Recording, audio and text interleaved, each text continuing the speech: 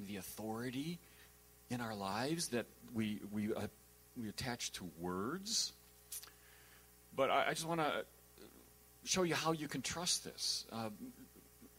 Ken left us with a powerful image, that rope of hope. Do you remember that? Will you ever forget that? But I want to give you, say, if you trust it, trust it. Now, he showed us one biblical source for that image, but there are more. If you trust it, turn with me to Hebrews 6. All right, this is one of, I wrote about this in the whole chapter of Aqua Church, where I love this. This is the 6th chapter of Hebrews. If you're in my tradition, there'll be people shouting glory pretty soon. But look at here at the end here, verse 18, where it says, God did not do this. God did this so that by two unchangeable things in which it is impossible for God to lie, we have fled to take what? Hold of the hope. Okay, so take hold of the hope. Now here's automatically you think of some kind of a rope. But wait a minute. Take hold of the hope offered to us. And then look at verse 19. We have this hope as an... Wait a minute. Hope is a what?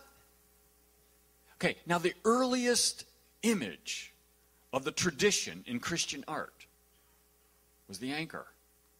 The anchor is the symbol of the tradition, the deposit that was the faith that was once delivered to the saints, the deposit, all right, that we pass on. But wait a minute. I thought an anchor is something that held you back and tied you down and prevented you from movement. Wait a minute. No. Keep reading. Trust it.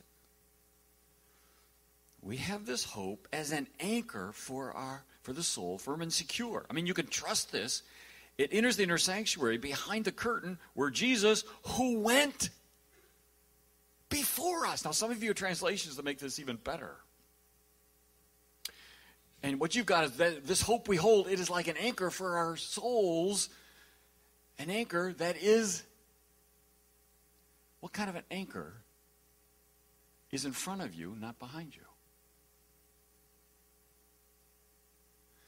Well, come to find out, there is an anchor that isn't behind you. See, if an anchor is behind you, it keeps you from movement.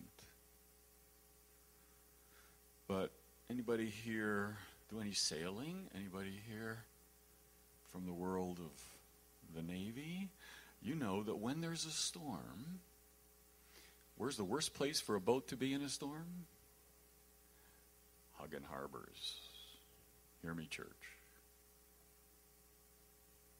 There are killer metaphors. There are metaphors that will kill your ministry and mission. And if your church thinks of itself as a refuge from the world,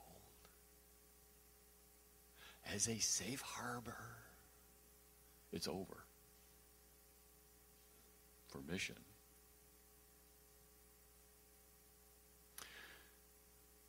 But when it gets really bad,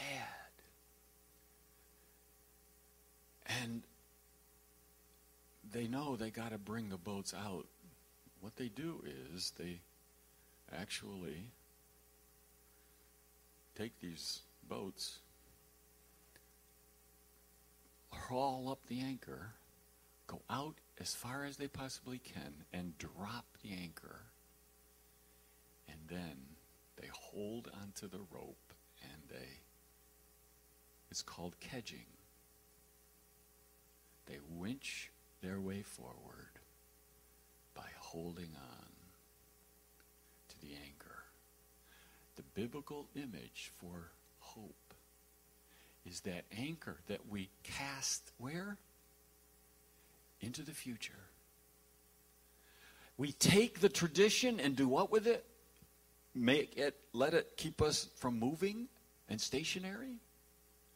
We take the tradition and we hurl it into the future, into even the midst of the storm, and then we hold on to that rope of hope for dear life and move into the future, even traveling blind.